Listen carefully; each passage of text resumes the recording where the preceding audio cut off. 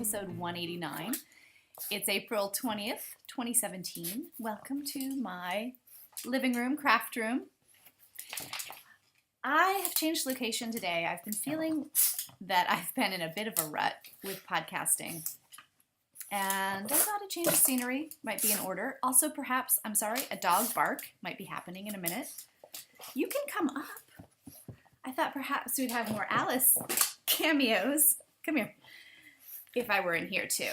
And she knows that right there is a piece of a cookie. Yes, there is a piece of a cookie. So maybe you can have it. So welcome everybody. It's a Thursday morning. All right. Yum. And I have some woolly things to share with you today. So I've put all my contact info, hopefully, on a slide at the beginning. And you all can find me all the places. And in fact, I really love to hear from people. There's been a bit of radio silence lately, I think. Not a ton, but, I've heard from some people. But one of the main reasons I do this podcast is to connect with the knitting community. And so please get in touch. Tell me what you think. Share what you're doing. That's what I loved. That's what I love most about this. And now we have a dog butt. Yeah, she's thinking that there's more somewhere on the shelf. She is incorrect. Ever hopeful, Alice. So let's see. Today I have one FO. I have one work in progress. It's gotten strange around here. I have spinning, I have dyeing, and I have sewing. I don't even have any acquisitions. I'm gearing up for Maryland Sheep and Wool, and I'll probably say Maryland Sheep and Wool about a dozen times today. And I still am holding onto a dog butt for some reason. Okay, so my one finished object today is the pixie dust socks. And where's my other one? These are finished. I just did the Kitchener today. I knit these on my Knit Pro Zings from the Woolly Thistle. I really love these. US 1.5, 2.5 millimeter. I'm getting all sorts of... Okay, she's convinced there's more. Okay, so these were the Grand Central socks by Mina Phillip. And it's got this super fun textured diagonal stitch, which is a lot of fun. And I've been actually toying with the idea of putting this stitch into other things. I think it's just a fun stitch to work. And I really treasure stitches like that. In fact, if you see a stitch in my design, it's because I like working it. So these are in this bag, which I just started using. I love this bag. It's Hawthorne Cottage Craft. She is Kate. She's on Etsy. She has a podcast. She's lovely. And she makes an amazing bag. Look, folds over. If you snap, that has 3 snaps, you can sort of feed different color work or stripe, different yarns in here. Feed them through the areas where the snaps are. So really, really a useful, great bag. So too bad these are not on blockers. That was thoughtless of me. But these are the Grand Central socks. And it's just that stitch pattern with my own recipe. There it is. My Riverbed gusset heel, my usual stitch count, 64 stitches, slip stitch heel. And these are knit out of such a fun yarn. This is Queen City Yarns in Pixie Dust. And this is their Noda base. It's merino nylon, and I think it's 75/25. They're very plush and cushy and speckled, and it's just a very engaging colorway. Just super fun to knit with. This is the bottom. This is the front. Yeah. I'm just looking at the ladder on this one compared to this one. Anyway, and this is my 5th pair of socks for the year, so I'm a bit ahead of schedule. I try to knit a pair a month. I love my hand knit socks. I love them. It's the ultimate portable project, which I really require. So a lot of fun. These are going back in here for now. I have to finish weaving in the ends, and yeah, they'll go in my sock drawer. So really love this bag.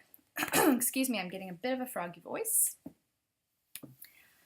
So the only other thing on my needles is the Camaro sweater. And, oops, I've got some spinning in here. Let me move this. Goodness. Are you coming back? So, this is a sweater by Tanis Lavallee. And the yoke is out of Ross Farm Shetland in 4 different colors. And the body is out of Patton's Classic Wool. And the body's finished. So there it is. It's got a V-neck, so the front really does come down quite a lot. I posted a picture of me wearing this on Instagram. So I have the sleeve on a 12-inch circular, which is how I really prefer knitting sleeves when they are attached to a body already. It's just the least cumbersome way to do it for me. So I think this is what I have left of the ball of patterns. I have 2 new balls, which should be more than enough for sleeves. I think I need to make sure that if these don't match exactly, that I start striping in the new ball in alternating skeins and save this for the second sleeve over here. Yeah, so, you know, this sweater is not without its issues and weird panicky kind of decreases I started to do when I realized I needed them. But I think it's going to be a good sweater. Yes, indeed. Yeah, so sleeves, that's the last thing to do. They're just not very fun. Alice is in my other chair over here, still convinced that there are cookies, right? You want some cookies? Yes, you do. Maybe later. I do have the jar right here. This is her glucosamine pill, which is delicious. And then these are her little treats. I realize that the background is incredibly busy, but I've got my little lilac bloom, which I stole from someone's tree. But this is the smell of my childhood. And it's such a fleeting season here. And they're really a better cold weather plant. So when I see them, I just snag one and take it home. All right, so that's the Camaro. And that is it. That's all I'm knitting except for my car sock. Perhaps it's a good time to get back to my mitered square blanket or my crocheted granny square blanket. I'm in a strange place. I don't get knitting ennui often. And I have so many beautiful yarns that I could work with. Maybe what I need is a sit down for an hour with a cup of coffee and some knitting magazines and books, or Ravelry, or all of the above. And I need to find something else to knit. I haven't knit a shawl yet this year, and I'm kind of saving that for summer travel because I find that they're excellent travel projects, as Elizabeth Zimmerman first said. I don't know if she was the first one, but she said it. So I am planning my travel knitting quite a bit. And perhaps I'll get lots of inspiration at Maryland Sheep and Wool, but we'll see. I have been sewing quite a bit, so just a little insertion here.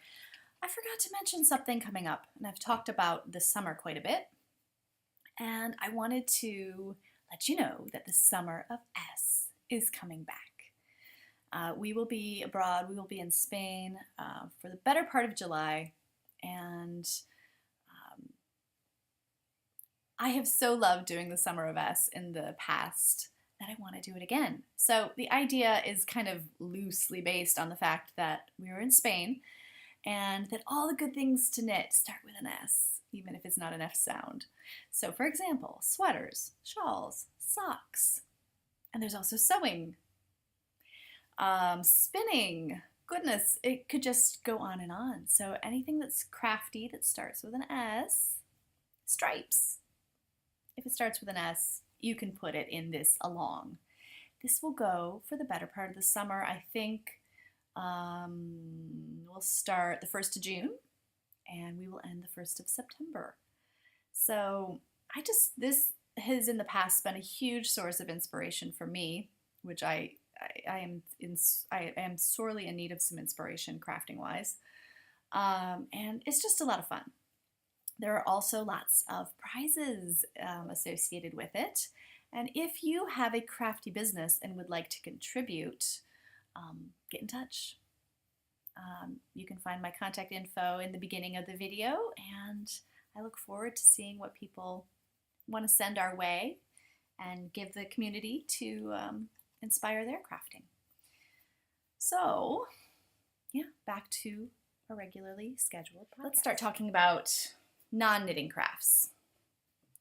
Spinning, I have done 3 more ounces of my Coopworth Cross spin. This is just such an unusual color. That's a pretty good representation of the color. 1, 2, 3, yeah, 6 bobbins. Spinning pretty fast. I still don't know how I will apply it. I'll do some sampling when I feel like it, see how it goes. But that's it. That's all I've been doing on my wheel or my spindles. And summer, as I said, is coming, and that's the season of spindling for me and spinning in general. But if I'm traveling, I'm spindling every day. There's something great about traveling in spindles. Well, let's see. So dyeing is up next, and I have dyed some Finn wool. I have some premium Finn combed top from New York, Point of View Farm. And I really enjoy Finn sheep wool. They were the breed of the year last year at Maryland Sheep and Wool. Have I said it now 3 or 4 times? So are you keeping track? This year it's American Romney. Who knows? Maybe I'll get a Romney fleece this year. So this was a buff colored wool. You've probably seen it before. I thought about destashing it, but it's 8 ounces of Finn.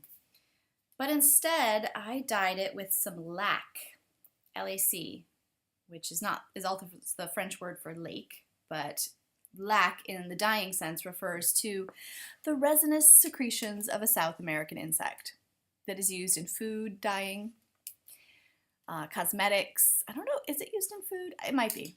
Anyway, Kimberly, the very talented, knowledgeable Kimberly of Shop Teasel, sent me some lac. I prepared a dye bath and I dyed the Finn. So it's this very rosy, dusty rose kind of muted pink color now. It started out as a buff color.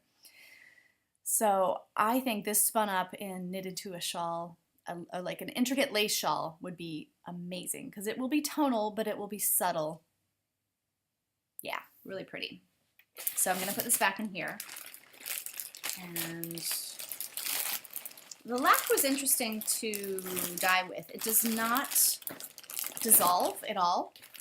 So you need to strain your dye bath, and you can reuse the powder that you strained out with like a coffee filter. But it also does not exhaust. This stuff is like, you can use it over and over again. And I did add some washing soda to it to turn more towards try to get more of a plummy color, which I don't think you really see since it was on a colored wool to begin with. Hi. Hello, friend. Me cookies. So, other dyeing, I did some silk dyeing, botanical dyeing, eco-printing. I think that's the term for it. And let me show you what I did. I had a couple of silk scarves. And I dyed them with things from my springtime garden, as well as dried eucalyptus that I'd had for a few months. It was fresh, but it had been drying out. So I used, this is silk charmeuse, and these are in my Etsy shop if you are curious. This is a purple clematis right there. How pretty is that? I also used Japanese maple and red azalea. This right here, I believe, is the Japanese maple. More clematis with a purple. I used hosta leaves, and this is the dried eucalyptus, you guys. Look at the amazing orange. Azalea, this is azalea, that black, I love. More clematis right there, some purples and browns, some yellows and oranges from the eucalyptus. Yeah, so I think that was the sum total of what went into these. They are so seasonal. Like the clematis in my fall garden, my clematis bloom twice a year. The clematis in my fall garden gave a real purple, whereas here they give sort of a bronzy, but purple in some cases as well. Just stunning. Look at that. So these are gorgeous. Really luxurious. And this is the second one. Again, we got some of the eucalyptus, clematis. Look at the clematis right here. Hosta leaves, Japanese maple, red azalea. So very fun. One thing that was perhaps also different about these was that I pre-mordanted. They had been sitting dried but mordanted for a couple months, which is totally a thing you can do with silk. And I guess quite a bit of goods that you're planning to naturally dye. You can mordant them and then let them dry and then use them whenever. So yeah, these are in the Etsy shop. These are, again, seasonal, full of springtime joy from my garden, and completely one of a kind. I might put a third one in there that I dyed this winter, which is I've shown before on the podcast. All right. So for sewing, I made another Willow tank. This is it. This is Grain Line Studio, and this is out of the Nanny Iro. What is this called? Double gauze. So it's a Japanese fabric, really tricky to get a hold of. I got mine through Finch in Leesburg. They do online sales, and in fact, when they posted about this on social media, I immediately ordered it, even though it's under an hour away from me. It was worth it. So the Nanny Iro double gauze could not be more pleasant to work with. I just have to say, really gorgeous. I love this pattern. It's just, it has bust darts. It has really clean lines. Sorry about that. It's a little bit. It has, like, I've gotten quite good at doing the bindings. I'm very happy with the way this came out, but it couldn't have been easier to sew with. There's just nothing to it. I also I felled the the shoulder seam, and I did sort of a decorative stitch there. And I'm wearing it with my Volmisa Breezy cardigan, the Volmisa lace, and this is the golden pear colorway. It's a weird different, but this sweater is, I think, almost 7 years old now, and I can't tell you how I wear it every week. I wear it all the time. It's starting to show some wear, but it's just been the most amazing sweater. It goes with everything. I didn't plan for it to go with this, but it looks great. And it's just a year-round sweater. You know, cool nights in the summer, not here obviously, because there are no cool nights in the summer in DC. But if I'm in the mountains somewhere and it's cooler, you know, this gets worn all year long. And I need to make another one. And I think that's going to be in my travel knitting list. You know, the downside to it is that it's got longer fronts, which is great. I love to wrap myself up in them, but I don't love knitting the stockinette back and forth. And I think it would be a tricky sweater to steek. This is a Hannah Fettig sweater. So I might just bite the bullet and knit it as written, maybe out of gray. I have some North Ronaldsy over here. Pull it out. The lace weight from Blacker Yarns, the St. Kilda. Oh, not North Ronaldsy, sorry. This has Okay, now I have to tell you what's in here. Oh, goodness. Borere and Soe sheep. So super primitive breeds, gorgeous yarn. More of a true lace weight than the Wollmeise lace. So I'm gonna take, this took a year. I don't know, you know, because I knit it so long ago, I was a newer knitter. I don't know if this would take me, if I'm a little faster now or not. I honestly don't know, probably. So that's the plan. I'm really thinking ahead to summer knitting, and just having a hard time in the present deciding what to knit, and not even deciding. I don't have projects in mind. I don't know what's going on with me. So anyway, back to the sewing I've been doing. You might remember that last week I made a pair of Luna pants and they really didn't turn out well. So I realized that they're made by Ray, and she has a sew along where she goes through the steps and gives sort of insider tips, which I really needed for these pants. Not experienced at making pants. So I made another pair. These were going to be for me, and I love this. I think this is an ECAT fabric. It's really great, great fabric. It's all done except for finishing the waistband and hemming the bottoms. This came out much, much better. The finishing is better. What I did is I have really great pinking shears. I pinked the seams and for the most part pressed them open. And it's sort of a classic way of finishing garments.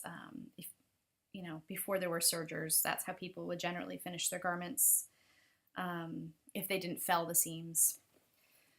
So what happened, I made the large, but it's not quite large enough for my behind and thighs. So I'm making it for my daughter. So I'm gonna cinch the waist in a bit, the elastic. I had her try it on, and this is where the elastic needs to be sewn. So I will finish that, and it'll just be big on her. But she loves big, comfy, cozy pants. So one thing, a tip in the sew along that I really liked was she recommends that you leave a bit of elastic outside after you close up the gap. So a little tab almost that looks like this. Of course, it's going to be hard to show. A little tab that marks the back of the pants, because there's not necessarily a label like in commercial pants or clothes. So that will mark the back. The pockets are great. And I did use her tutorial heavily to make sure that I cut the right mirror images of each leg. So that's a challenge for me, but that's why one reason sewing is good for me, because it challenges my visual spatial skills and hopefully increases them. So this was a print only, I think only a printed home pattern, which I really hate, and I avoid them if possible. But if it's something I really want to make and it's the only way to do it, they don't offer a printed pattern, then I will purchase and I will print out. One thing, a tool that I have found invaluable in cutting and taping those patterns together is this. And it's a paper cutter. I think I'm on my second blade. You can buy them, and once the first one got dull, I got a new one and kept going. So instead of just using your scissors to cut, this is the way to go, because you actually have to butt up different parts of the patterns, and you do really have to cut out the paper. This is the sorbetto top, which is a free pattern from Colette, which is what I'm going to make next. It's another tank, and it has sort of a folded big pleat down the center. So yeah, this is an example of how that looks after you have to cut all those pieces out. Um, so I did one other piece of sewing. I've been painting my front hallway, and there's one, my house is my age, so, you know, it has some issues. And in one part of the front hallway, what happened there? Okay, here's the story. Everything was wallpapered. Everything.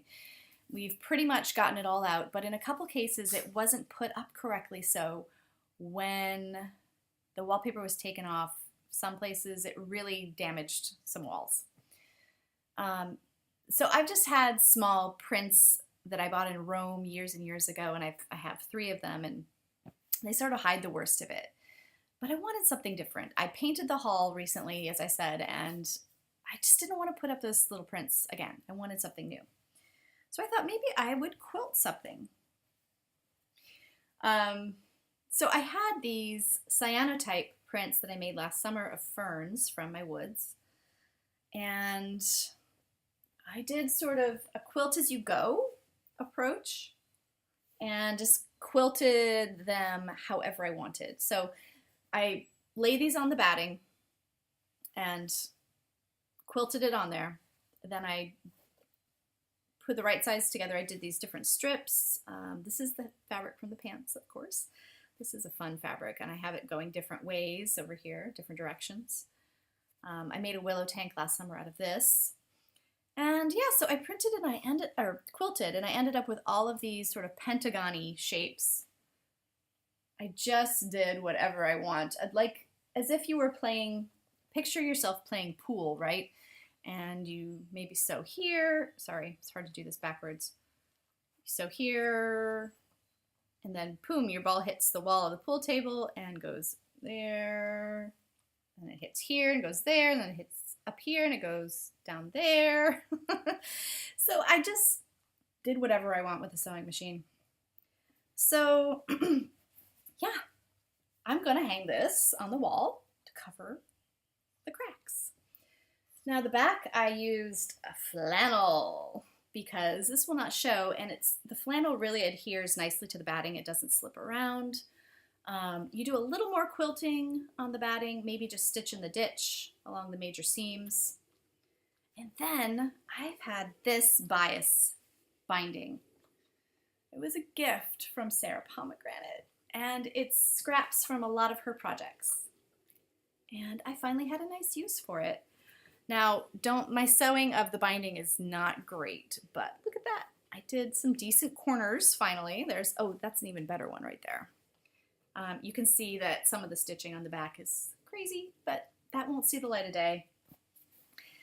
And I'm excited to get this hung up. And I saw Sarah wearing the dress out of this fabric at the Rhinebeck before last. So it's a nice little piece of a friend that's hanging on the wall as well. Yeah, and it was almost the right length. I had to put in a little piece of fabric down here, right here. But other than that, it was the perfect length. I think that's it. Maybe Alice would like to come back. She's cleaning her hands right now. There she is. The sun came out, so maybe we'll go for a walk later. Yeah? Want to do that? So, the quilting technique I got from this book, Quilt As You Go Made Modern. Come on. Yeah, come here. You can see down in the middle between the 2 chairs is Alice's bed. Yeah. There we go. How did you get so stinky today? Goodness. So, bookshelves. Let's talk about the bookshelves, and then we'll say goodbye. These are my in-laws in 1959, getting married. This is my mother, right next to the lilac, right there. This is a World War I embroidery my friend Amy gave me. It's basically Franco-American relations. propaganda, Souvenir de France. This is from my friend Mary Lee. This was a bowl that I used to drink out of when I lived in France, and now it holds seashells. What else? This is me as a baby, and my husband as a baby.